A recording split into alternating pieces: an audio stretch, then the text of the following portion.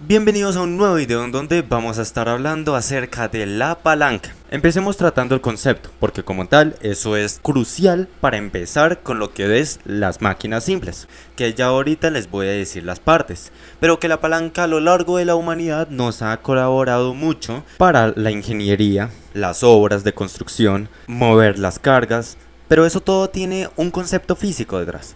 Entonces acá vamos a tener una barra, un triangulito acá abajo, que este triangulito se llama el fulcro, que es como tal el apoyo de aquella barra, y aquella barra pues se llama palanca. Lo que está encima de esta palanca, digamos un cubo, esta es una carga que va a ejercer una fuerza hacia abajo. ¿Esto para qué nos sirve? Se usa para amplificar una fuerza aplicada, un esfuerzo que se aplica. Entonces, cuando nosotros hablamos acerca de las carretillas, que era utilizado en tiempos medievales para cargar trigo y todo lo demás, pues lo que nosotros hacemos es aplicar menos esfuerzo utilizando un tipo de palanca o un tipo de carretilla, y entonces así podemos mover cargas mucho más pesadas de lo que normalmente podríamos nosotros mover con las manos tan solo, o con los brazos, o con el cuerpo, ¿sí? Con la fuerza corporal. Así que hay diferentes tipos de palanca. Hay de primera clase, hay de segunda clase y hay de tercera clase. No varían mucho, básicamente varían más que todo es en la posición de como tal los objetos, de como tal las partes de la palanca que ya he hablado. Tenemos una carga por un lado y tenemos un esfuerzo, una fuerza aplicada por el otro lado. En el centro tenemos el fulcro, es como el ejemplo que yo coloqué arriba. Para la segunda clase, nosotros vamos a tener el fulcro en un extremo, en el otro extremo le vamos a estar aplicando un esfuerzo y en la mitad de aquella palanca vamos a tener una carga. Y para la tercera clase, entonces tenemos el fulcro en un extremo, luego tenemos la carga en el otro extremo y por último en la mitad le aplicamos el esfuerzo. Esas son las tres diferentes clases que hay básicamente, esa es como la diferencia. Acá tenemos un ejemplo, entonces tenemos el fulcro en la mitad, la carga en un extremo y el esfuerzo en el otro. Entonces acá aplicamos el esfuerzo en el extremo derecho y la carga ejerce una fuerza hacia abajo en el extremo izquierdo. ¿Por qué? Porque al tener masa presenta un peso, que es por la atracción de gravitación universal. Ahora vamos a tener segunda clase, tenemos el fulcro en un extremo y la carga en la mitad. El fulcro, como tiene un apoyo, entonces ejerce una fuerza hacia arriba, la carga hacia abajo y el esfuerzo hacia arriba. Y para la tercera clase, entonces el fulcro en un extremo, la carga en el otro extremo y el esfuerzo en la mitad. Entonces el fulcro y el esfuerzo para arriba, la carga hacia abajo. Perfecto. Ahí ya lo tenemos. Ahora, ¿qué tenemos que evidenciar? Es una ley de la palanca.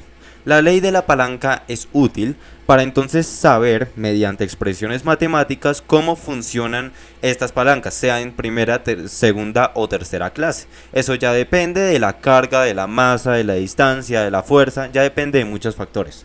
Acá tenemos Fe por DE es igual a Fc por DC, es decir, Fe es un esfuerzo aplicado, una fuerza que nosotros le ejercemos. DE, esa es la distancia que hay desde el fulcro hasta el esfuerzo que nosotros le aplicamos. Entonces acá viene como un momento de torsión, un torque, que ya ahorita voy a explicar. Luego tenemos Fc, que es la carga, como tal el peso de la carga que se ejerce. Y luego tenemos que también hablar de la distancia del fulcro a la carga. Todo esto tiene incidencia.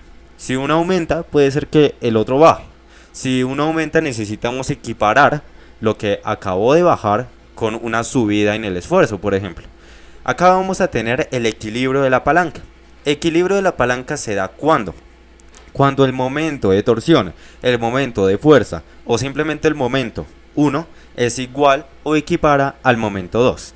Eso se da cuando nosotros podemos equiparar las fuerzas en ambos lados con las distancias también.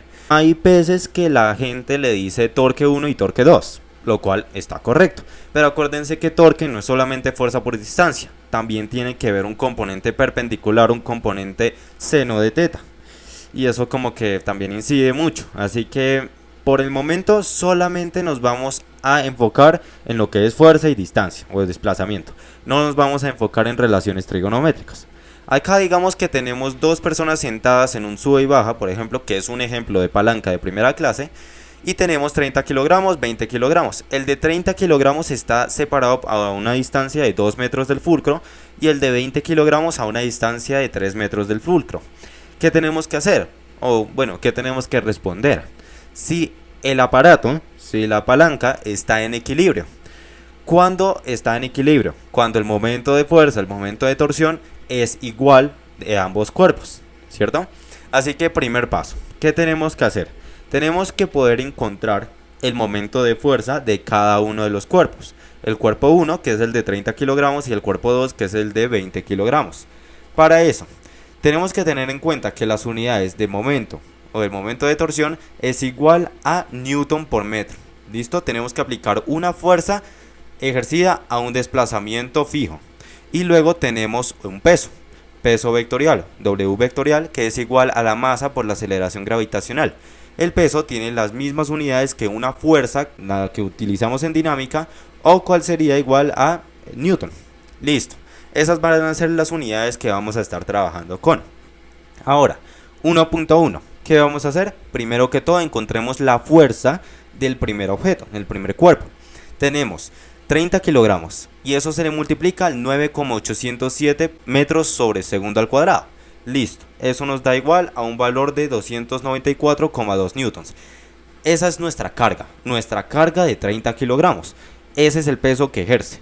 Ahora, ¿cuál es el momento 1? El momento 1 es esa fuerza, la que pudimos encontrar, el peso de aquella carga, multiplicando la distancia de separación con el fulcro, que va a terminar siendo 588,4 newton metro. Listo. Ahora, ¿qué sucede? Ya encontramos estos dos valores, que obviamente van a ser sumamente importantes.